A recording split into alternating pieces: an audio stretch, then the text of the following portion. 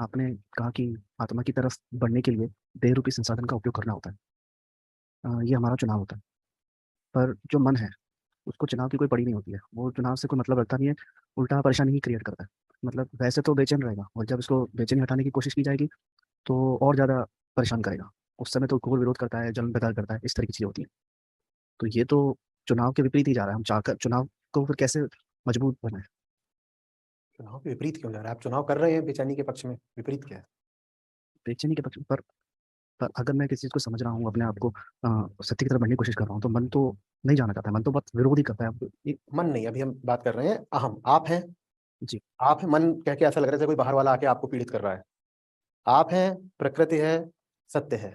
ठीक है? जी। बेचैनी भी जो चीज़ है वो प्रकृति के अंतर्गत है। अब जी। आप चुन लीजिए कि आपको बेचैनी पे ध्यान देना है या सच्चाई पे ध्यान देना है। अभी जैसे अभी आपको सुना, सत्र के बाद अगर हम उसका अवलोकन करते हैं मन ही मन में, या कुछ समझने की कोशिश करते हैं, या अपने आप को समझने की कोशिश करते हैं, कुछ चीज़ का विश्लेषण करने की कोशिश करते हैं, पर मन नहीं मानना चाहता। वो तो कहता है कि भाई ये हटा।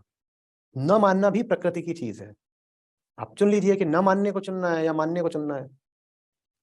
कौन चुनेगा? ये मन को कैसे? मन अलग नहीं हुआ।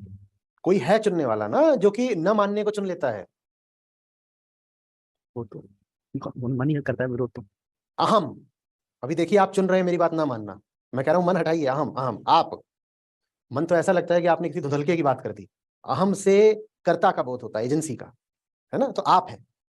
आप ही चुनते हैं कि मुझे नहीं पढ़ना, नहीं मानना या बेचैन रहना है। वो आपका चुनाव है और उसका कोई समाधान नहीं है। नहीं, समस्या का समाधान होता है। चुनाव तो सिर्फ बदले जाते हैं। पर अगर मैं श्रीमद् भगवत गीता पढ़ रहा हूँ तो मन तो घूम ही रहा है, कुछ मतलब साथ बैठना नहीं चाहता। हाँ, जो घूम रहा है वो प्रकृति में है। उसको उसको क्या घूमने करें? दीजिए, आप अपना काम करिए। तो घूमने दे पर उसको साथ लेकर लेना तो पड़ेगा ना, नहीं तो फिर मत बैठेगा लीजिए नहीं। ना साथ, पड़ा रहने दीजिए। देखते हैं कितनी दूर जाता है आपसे अलग होकर के। ये हुआ था, कोई ऋषि थे, उनके पास बोले मन बहुत भटकता है। बोले तुम क्या करते हो जब भटकता है? बोले हम उसको पकड़ने के लिए पीछे पीछे आते हैं। बोले यही तो गलती करते हो। अब की जब भटके तो छोड़ ही देना, देखते हैं कहाँ जाएगा। और फिर जब वो लौट के आए तो ऋषि ने उनको एक बात बोली, मन अहम की छाया है। झूठ मत बोलो कि छाया भटक रही है। अगर छाया इधर उधर भटकती हुई दिखाई दे रही है तो इसका मतलब यह है कि तुम भटक रहे हो। तुम भटक रहे हो, दोष लगा रहे हो मन पर।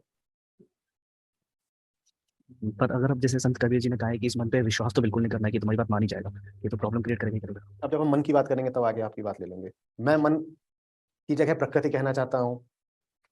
आपकी ढिठाई आपको आपके व्याकरण से हटने नहीं दे रही। फिर आप कह रहे हैं कि आप पीड़ित हैं। आप पीड़ित नहीं हैं, आप बहुत हठी हैं। आप जबरदस्त दृढ़ संकल्प के धनी हैं।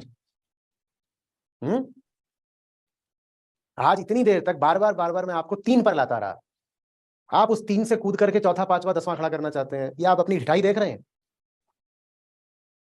लेकिन अपनी दृष्टि में आप स्वयं को घोषित करना चाहते हैं पीड़ित, कि मैं तो बेचारा हूं। आप बेचारे नहीं हैं, आप बलवान हैं। और अपने बल का आप किस दिशा में उपयोग कर रहे हैं वो तो आपका अपना चुनाव है। उसमें मैं क्या सहायता कर पाऊंगा आपकी, या कोई भी कृष्ण क्या कर लेंगे?